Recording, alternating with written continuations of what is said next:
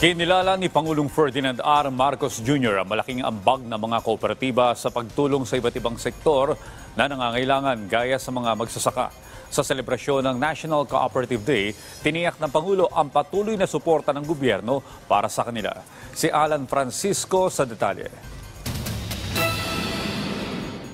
Nanditong gobyerno para tiyakin na kung ano ang pangangailangan ng CDA ay mabibigay para makatulong naman dahil malaki ang hinihingi namin sa inyo. Malaking trabaho ito. Hindi maliit na trabaho ito. Yan ang pagtitiyak ni Pangulong Ferdinand R. Marcos Jr. sa mga kooperatiba sa buong bansa na nariyan lang ang gobyerno para umalalay sa kanilang sektor. Sinabi yan ni President Marcos nang pangunahan niya ang selebrasyon ng National Cooperative Day sa Malacanang. Dumalo rito ang nasa 300 mga leader ng iba't ibang mga kooperatiba mula Luzon, Visayas at Mindanao at ilang opisyal ng gobyerno. Tema ngayong taon ang Cooperative, Pioneering the Path to Recovery Amidst Modern Challenges of Climate Change and Food Security. Sa speech ni Pangulong Marcos, kinilala niya ang ambag ng kooperatiba para makatulong sa mga magsasaka at iba pang sektor na nangangailangan. Their financial viability, their management skills and capability, lahat yan. Kung kailangan natin turuan natin. At marami namang magaling dyan. Marami namang magaling dyan na we have many examples of people who have done very, very well with their cooperative.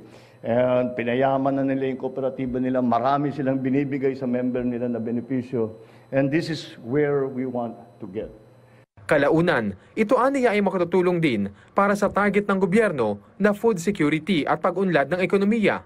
We all have to work together in the right way to bring the results that we are hoping for the food security of our country, for the livelihood of our farmers and fishers.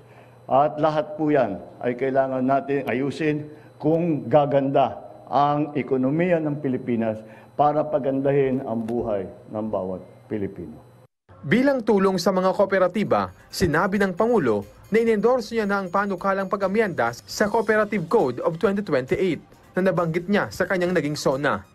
To ensure a stronger and more dynamic cooperative sector, especially assisting more farmers and fisherfolk to increase their production. So we have endorsed the inclusion of the proposed amendments na binigay sa amin ng LEDA. And we will continue to work on this. Hindi bago ang pagtulong ng punong ehekutibo sa mga kooperatiba dahil noong siya aniya ay local government leader at mambabatas, isang sektor na ito sa kanyang natutukan, bagay na ipagpapatuloy aniya ng gobyerno. Meron tayong tinatawag yan na RCEF na nagbibigay ng mga makinarya. I look forward to the continued partnership between the cooperative movement and even the heightened participation in executing these programs, including those that concern food, transportation, security, financial literacy, and social services. Alan Francisco para sa Morning Show ng Bayan, Rise and Shine, Pilipinas.